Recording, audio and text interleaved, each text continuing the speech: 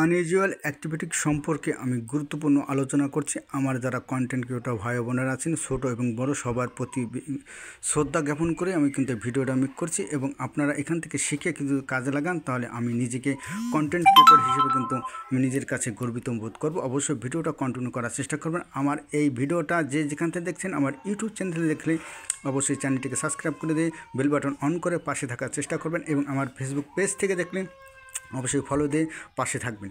তাহলে মূল পর্বে চলে আসার আগে আপনাদেরকে বিনোদ সহিত অনুরোধ করব, ভিডিওটা স্কিপ করে না দেখে অবশ্যই কন্টিনিউ করার চেষ্টা করবেন।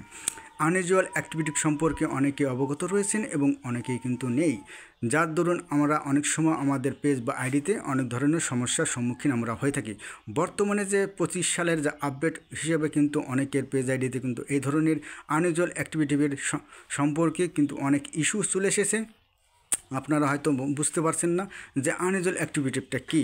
আমরা যারা অনেক কষ্ট করে যারা ছোটো কন্টেন্ট ক্রিয়েটর আছি বা বড় কন্টেন্ট ক্রিয়েটর যাই বলি না কেন, এবং ভাই বোনেরা অনেক কষ্ট করে কিন্তু আমরা একটা ভিডিও মেক করে আমরা কিন্তু ফেসবুকে আপলোড করি এবং সেই আপলোড করার পর কিন্তু আমরা অনেক গ্রুপে কিন্তু শেয়ার করে ফেলি এবং অহরহ কন্টিনিউ করে ফেলি। এই কিন্তু এর কারণে কিন্তু আনইউজুয়াল অ্যাক্টিভিটি হতে পারে। আপনারা ভিডিও মেক করে কিন্তু অনেক গ্রুপে শেয়ার করেন, অনেক সময় বলেন যেটা ফেসবুক সাজেস্ট করেছে, ঠিক আছে ভাই, কিন্তু কন্টিনিউ আপনারা অনেক গ্রুপে শেয়ার করবেন না।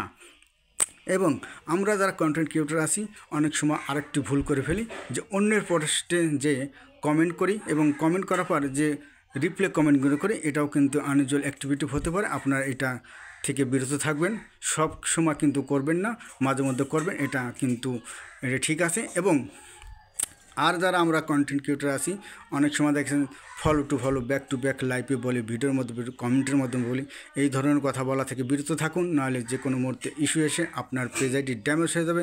এখান থেকে কিন্তু আপনি মনিটাইজ হারাতে পারেন, আপনার ইনকাম বন্ধ হয়ে যেতে পারে। অবশ্যই এই কাজটি আপনি পরিহার করবেন। এবং সর্বশেষ আরেকটি কথা না বললেই নয়, ফেসবুকের যে রুল বা গাইডলাইন আছে, অবশ্য 15 সেকেন্ডের উপরে কিন্তু আপনার কমপক্ষে রিল ভিডিও আপলোড করতে হবে। 3 মিনিট পর আছে যে লং ভিডিও এবং লাইভ টেক্সট, ছবি সব কিছু কিন্তু এখানে পোস্ট করতে হবে যদি আপনি কন্টেন্ট মনিটাইজ পেতে চান। এবং আমরা যারা অল্প শর্ট টাইমের ভিডিও আপলোড করি কন্টিনিউ, কিন্তু এটা করা যাবে না। আপনি দৈনিক 3টা রিল ভিডিও আপলোড করে একটি আপনি 8-10 সেকেন্ডের ভিডিও আপলোড করতে পারেন, কিন্তু 15 সেকেন্ডের উপরে 80% ভিডিও আপনি আপলোড করতে হবে রিল এবং লং ভিডিও 3 মিনিট প্লাস এবং লাইভ ভিডিও করবেন।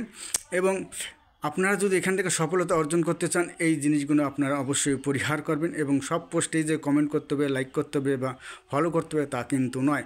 একটা না ফলো কাউকে করবেন না। আপনার ফলোয়ার সংখ্যা 10,000 হলে আপনি যদি ফলোইং করেন 20,000, সে কিন্তু এইটা আনইউজুয়াল অ্যাক্টিভিটি হতে পারে। এটাও কিন্তু আপনি মাথায় রাখবেন যে আপনি ফলোর বিনিময়ে কিন্তু ফলো পেয়েছেন।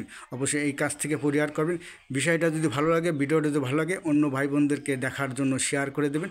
ধন্যবাদ সবাইকে। আসসালামু আলাইকুম রহমতুল্লাহি ওয়া বারাকাতুহু। সবার সুস্থতা কামনা করে শেষ করছি। আল্লাহ হাফেজ, ভালো থাকবেন।